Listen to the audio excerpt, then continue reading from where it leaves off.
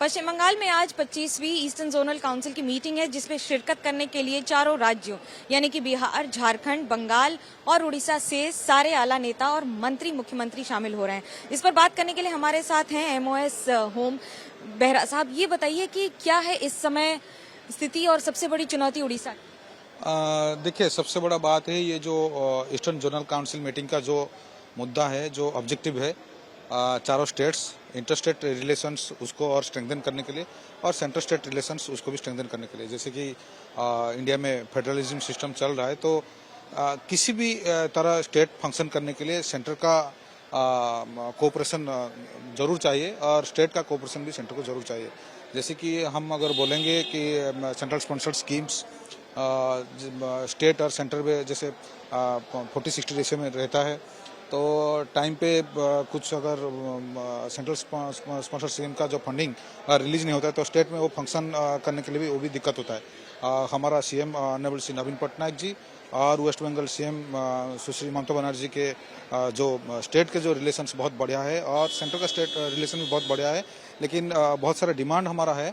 Honourable CM ने उसको तो प्लेस किए हैं। बड़ी डिमांड के बारे में बताइए जो आप आज पेश करने। मैं पहले बताऊंगा ये कि सेंट्रल स्पॉन्सर्ड स्कीम के अधीन से हमारा जो ग्रांट आता है 2020-21 में वो प्रीवियस ईयर से 5% लेस था और 2021-22 में 14% लेस, और अभी 2022-23 में अप टू नवंबर 25% लेस। तो ये रिक्वेस्ट किए हैं ऑनरेबल सीएम ने, उसको तुरंत रिलीज किया जाए। और बाकी सबसे बड़ा बात है जैसे प्रधानमंत्री आवास योजना का, उसका जो कॉम्प्लेंस स्टेट की तरफ से कॉम्प्लेंस हो चुका है, लेकिन अभी तक वो दिक्कत है। जैसे कि उड़ीसा आपको पता होगा एक नेचुरल कैलामिटी इन्फेस्टेड स्टेट है और हमारे पिछले 2019 में जो फनी हुआ था, सबसे बड़ा डैमेज हमारा पूरी डिस्ट्रिक्ट को भी हुआ था। सारे स्टेट में जो सब प्रधानमंत्री आवास योजना में पाने वाले हैं, जो रूरल हाउसिंग पाने वाले जो है लोग, उनको अभी तक नहीं मिला है, वो रिक्वेस्ट किया गया है।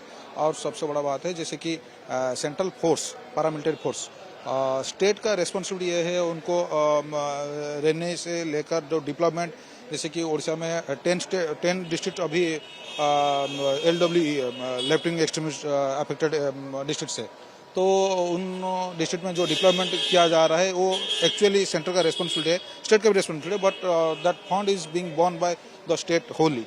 मैं करना चाहूंगी क्योंकि आप गृह मंत्री हैं, संसद इस समय सेशन में है और भारत और पाक के जो रिश्ते हैं, जिस तरह से पाकिस्तान ने कमेंट किया है भारत के प्रधानमंत्री पर और टिप्पणी की है बिलावल भुट्टो ने, उसको आप कैसे देखते हैं? देखिए, सबसे बड़ा बात है, हम चाहे किसी भी स्टेट के नागरिक को country sovereignty is the highest priority, so all the states are with the center.